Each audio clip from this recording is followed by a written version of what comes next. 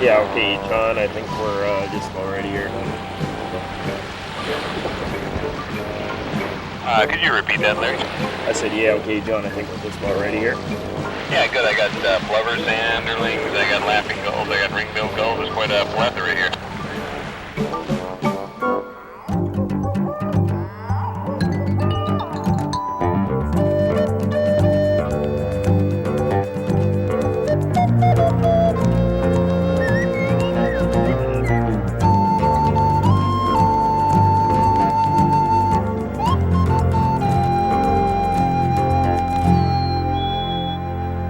Hello, fellow bird watchers, and welcome back to Sanibel Island, Florida.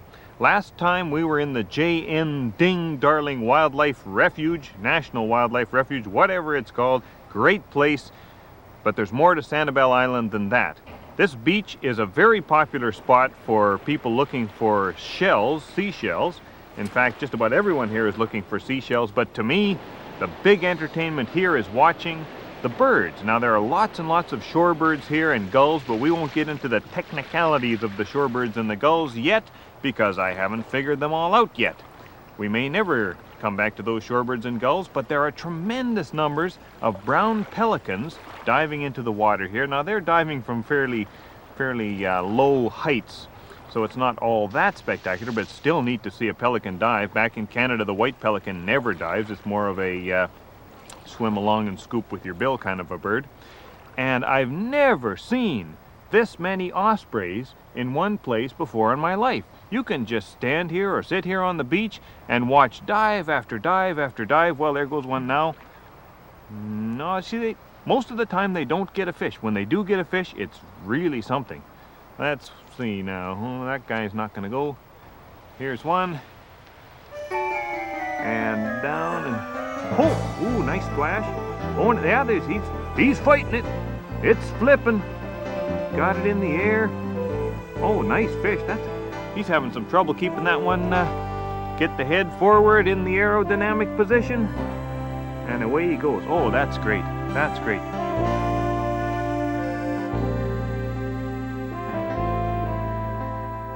You just can't beat this place for osprey watching and this sort of thing. So let's have another look around, see what we can find.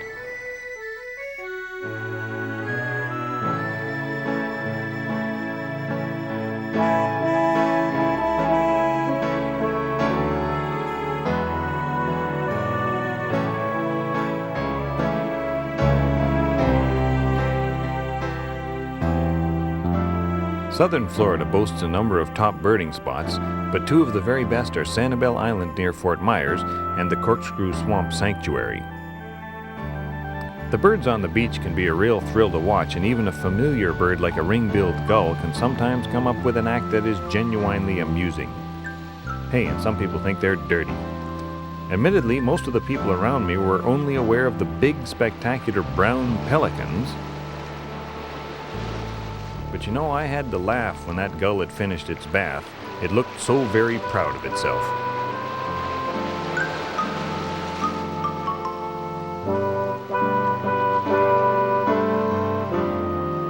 So what do you think that bird is over there? This is a trick question, by the way.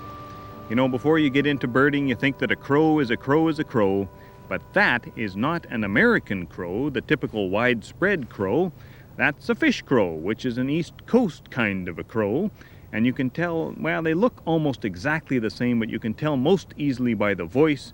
The American crow just says caw, and the fish crow says uh-oh, uh-oh, kind of like that. The crows, it's really interesting that the process of bird evolution produced not just one species of crow, but a whole mess of different crows. We've seen the fish crow here, the American crow, the northwestern crow in Vancouver. It's another beachcombing crow. Well, we looked for the Hawaiian crow in Hawaii, but there's almost no Hawaiian crows left. And if we had been adventuresome, we could have gone down to the garbage dump in Brownsville, Texas, and looked for the Mexican crow. And wouldn't that have been fun? Too bad, maybe next time. Isn't it interesting the way this fish crow here is picking up bits of food and then hiding it in among the beach debris? That's a very typical habit of all the members of the crow and jay family, and they can remember dozens, even hundreds of individual food items that they have tucked away to eat later on. They always find more food than they can eat at a single time. If these birds had car keys, they'd never lose them.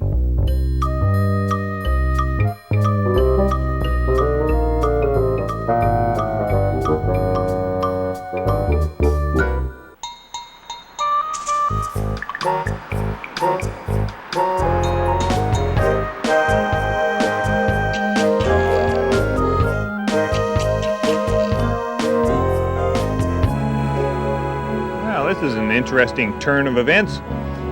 We're on the causeway now that connects Sanibel Island to the mainland in the Fort Myers area of Florida. It's worth stopping along the causeway because it's a good spot for shorebirds and gulls and terns. Now, I've been looking for the Wilson's plover and the snowy plover, haven't seen them yet, but there's some nice Forster's terns feeding along the shore here, diving into the water and catching a few fish. Now that's of course a bird that we see in Canada in the summertime in its breeding plumage with the nice black cap on the head. Down here they're in the winter plumage with that little face mask sort of a pattern. Still a very attractive bird. But these are the interesting terns here resting on the shore. That nifty looking one, the very swept back tern that looks like it's going a zillion miles an hour even when it's sitting still, that's the sandwich tern, presumably named after the islands and not the food. And you can recognize it by the black bill with a little yellow tip on the end. And the sandwich tern almost always hangs out with another species of tern, the royal tern, and that's a royal tern right over there with the orange bill. You know what they say, one good tern deserves another. They migrate together, they feed together, they even nest together. And when they nest together in huge colonies, the little tern chicks get all mixed together as well. And I guess when the parent birds come back from feeding and they go to regurgitate all that nice dead fish to the chicks, they get confused and they're saying to each other the tern equivalent of, well, is it your turn? No, it must be your turn. That's my turn. No, that's my turn. These tern jokes, they're so easy to churn out. Churn, turn, no, that didn't work. Anyway, let's get back to some tern watching here. Yeah, they're just going to sit here. It's kind of the warm part of the day, not the best time for fishing. You know, I might just sneak over and try to put this on the beach, and then we could get a shot of a tern on a dime. Terns aren't the only interesting species along the shoreline of Sanibel Island. How about these ruddy turnstones, a sharply patterned shorebird that just about anyone can recognize easily? Or this willet. Willet what? Willet fly away, I guess. In some ways they are similar to terns, at least as far as pun potential goes.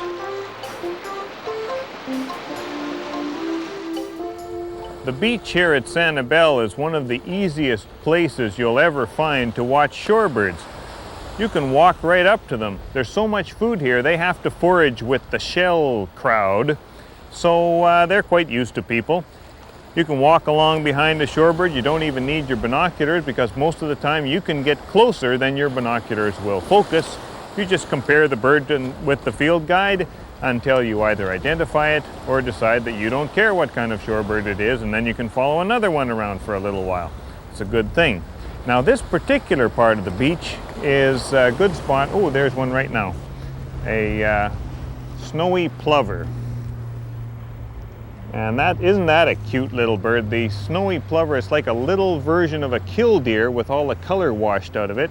Very beautiful bird, actually a declining bird, becoming less common all the time.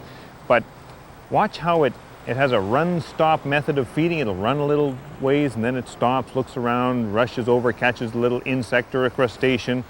Wonderful bird. Don't confuse them with the sanderlings. There's some sanderlings over there. The same color, very light in color, blends in with the sand, but with a pointier appearance. And of course the sanderling is a type of sandpiper and the snowy plover is a type of plover. The plovers have that cute sort of round-headed look. Can't mistake them for anything.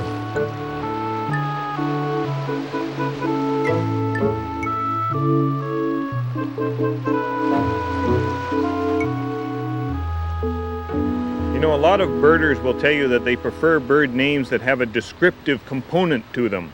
Names that describe something about the bird, the appearance of the bird, rather than names of birds that have to do with places or people that you may or may not have heard of.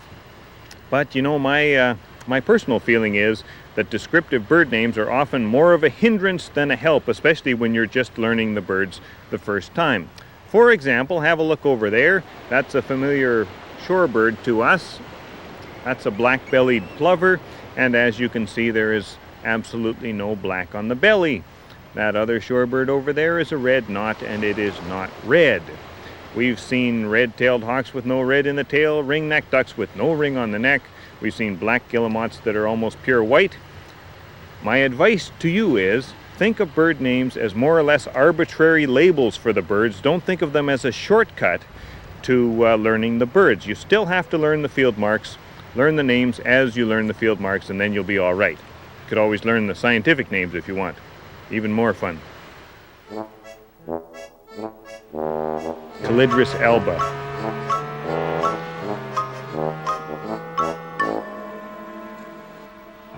Well, it just wouldn't be right to do a show about birding anywhere near the Ding Darling Refuge without at least a few herons and egrets. The great egret with a bright yellow bill is much larger and less flamboyant than the delicate snowy egret, not to be confused despite the fact that both sound like they have a frog in their throat, which is for a heron a frequent possibility. This delicate blue-gray bird with a white underbelly is the tricolored heron, the yellow legs presumably representing the third color. And here's a young little blue heron hunting for lizards and bugs in the grass and undergrowth. The reddish egret is the hyperactive clown of the heron and egret clan, and a real thrill to see.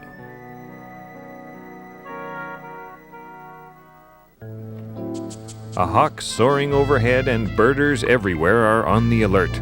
Light translucent crescents near the tips of the wings give this species away. Can you guess what it is?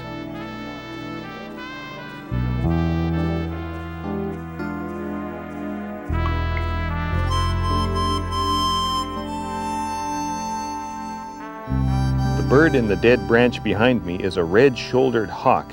It's quite a buffy-breasted hawk, long-tailed. It's one of the soaring hawks, not one of the accipiters, the bird-eating forest hawks. Don't be fooled by that. And this particular red-shouldered hawk is the most photographed red-shouldered hawk in all of North America. It's often sitting on that same branch. Photographers are passing by here every day, so memorize the configuration of that tree, and you'll be able to tell if you're looking at this particular hawk next time you open your birding magazines. Cooperative or what?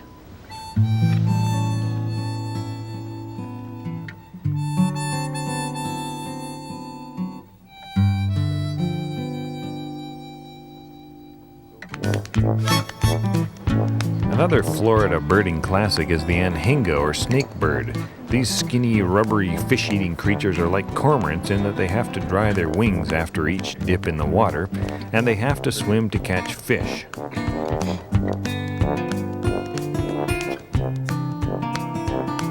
In the air, they look like strung-out lizards with wings, but in the water, they look for all the world like miniature Loch Ness monsters, with only their head and neck protruding above the surface.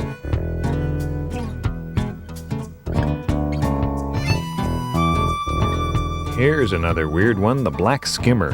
This bird is actually a member of the tern family, but its lower bill juts out past the upper one, giving it a pouty look when it rests on the beach. In the air, however, it slices that bill through the water like an open pair of scissors, much to the fatal surprise of small fish near the surface.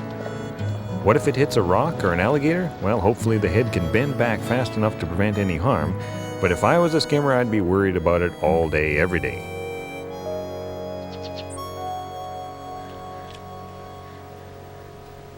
Now I can hear a sound down there like little bird feet on dry leaves. Oh, there he is, there he is. Yeah, isn't that nice? That's a familiar bird from back home. You know, with the brown back and the spotted breast, the white eye ring, you'd think that was a little thrush. But notice the orange cap on the top of the head. That's actually an ovenbird, which is a type of a warbler.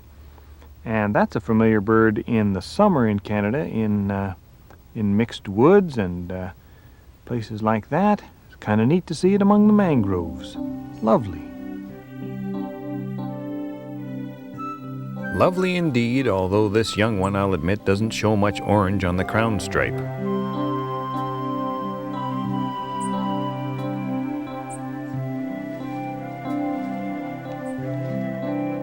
One of the birds I was happiest to see on this trip was this single glossy ibis. We saw the white-faced ibis in Texas and plenty of white ibises in both Texas and Florida, but the glossy had evaded us up till now, until we found it in a ditch by the roadside on the way to the Corkscrew Swamp Sanctuary. Look at that, it's even glossy.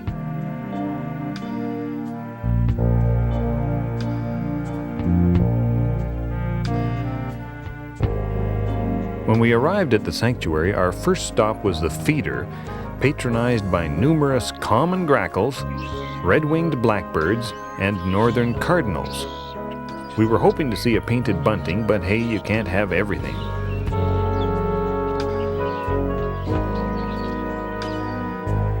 Another real treat was a look at a few red-bellied woodpeckers, one of which actually showed us the tiny patch of red on its belly. They have great red heads, mind you, but that name was already taken by another species of woodpecker.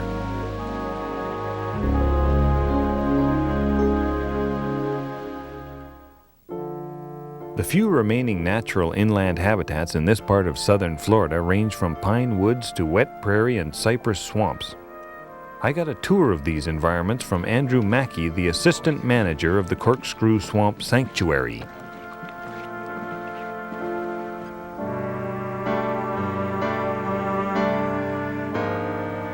This is the boardwalk through the National Audubon Society's Corkscrew Swamp Sanctuary, which is about a 45-minute drive from Sanibel Island. It's a wonderful place to visit because you see a lot of habitats that you just don't see at all on the island. And if you'll look over in this wet prairie habitat, you'll see that bird there is an American bittern, which is the most widespread member of the heron family in North America. You'd think that it would be the most familiar heron on account of its range, but it's not, because it's so secretive, it's so well camouflaged, and it moves so slowly and quietly through the marshes. You do hear them during the breeding season, though. They have a wonderful sort of a gablunk kind of a call to them, which has given them a number of unofficial common names like thunder pumper and gulper. So you rarely see it, but you often hear it, and when you hear it, you just can't believe that it's a bird. Fantastic creature. Nice to see it. Very patient bird as well.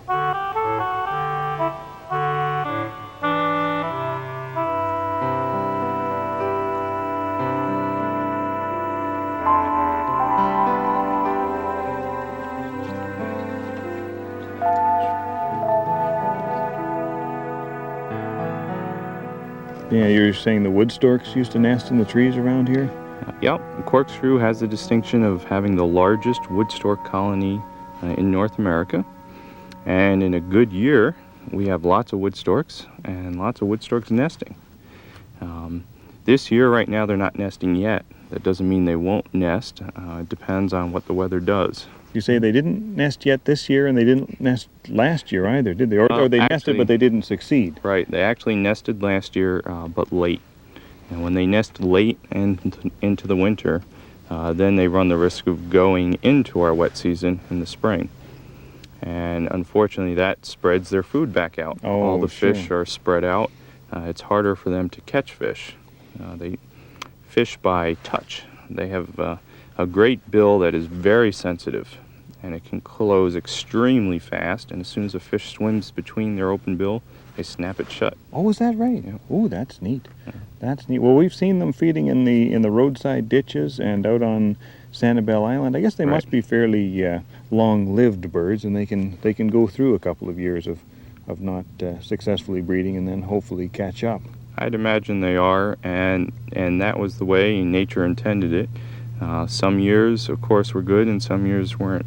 Unfortunately, we've thrown a monkey wrench into the situation by making most years fairly bad. Yeah.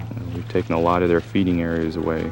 Sure, and not too many breeding habitats left.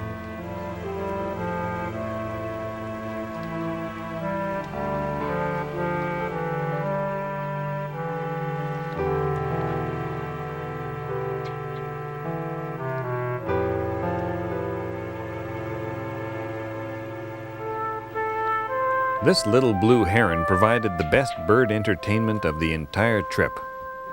They're very handsome birds, and when this one grabbed a crayfish in front of a crowd of a dozen or more people, and then started crunching on it with that chopsticks bill of its, we really couldn't believe that it was going to just swallow the thing in one gulp.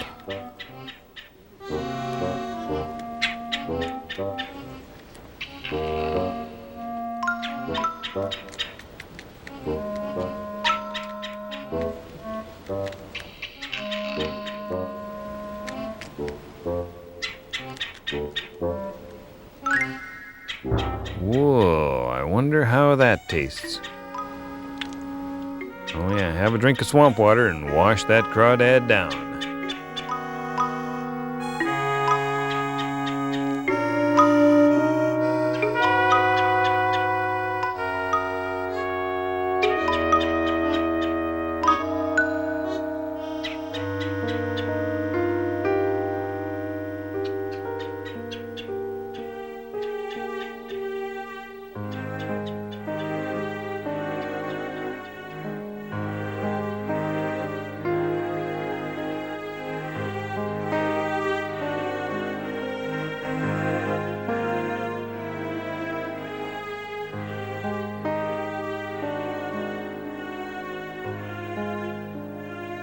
Isn't this just a typical situation? Everything is totally quiet. You think there's no birds, and suddenly you're surrounded by a wave of small birds. There's downy woodpecker there. I just saw a yellow-bellied sapsucker back there. The great crested flycatcher that has a bit of a yellow belly itself. There's a couple of warblers here too. Palm warbler. Where'd that guy go? Oh, there it is, black and white warbler moving up the bark of the tree like a little nuthatch. There's a bird that lives up to its name. It's beautifully black and white, very nicely patterned. And this guy here is a lifer for me. That's the yellow-throated warbler. Don't confuse it with the common yellow-throat. And that's a very typical southeastern warbler. See how he's moving through the branches, checking out every one of those epiphytic plants for some little bug to eat. Gorgeous bird. Very nice to see. What else have we got here? A couple of solitary vireos. Whew. I'm totally satisfied with this birding experience.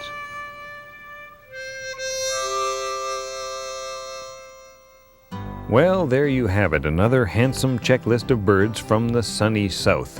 Not bad for a winter outing. As for the numbers and setting a new goal now that we've passed 200, I gotta tell you, at this point, I don't much care. I just want to keep on seeing more birds.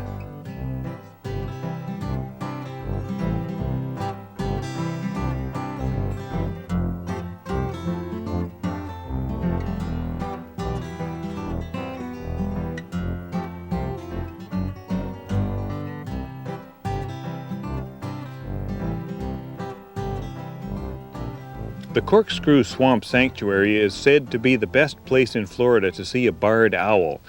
But, you know, nothing in birding is a guarantee, and we didn't have any owl luck today. But that's okay, because we have barred owls back in Canada, and although I've really enjoyed the Florida birding experience, I've been seeing lifer after lifer after lifer. When we talk to Florida birders, they want to hear tales of high adventure in search of snowy and great gray owls. So next time, that's what we're going to do. We're going to go back up to the boreal forest, and we're going to look for snowy, great gray, any kind of owls we can find up there.